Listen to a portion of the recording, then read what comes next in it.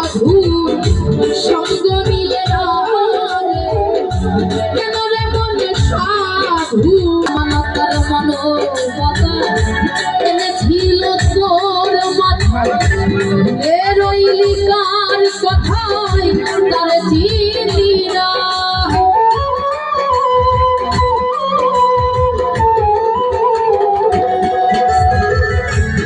আমানতার মানবতা এনেছিল তোর মাথায়, রইলি কার কথায় তার চিনি না। মহাজনের মাথায় বাড়ি লাভে গেছে ঘাটতি পড়ি,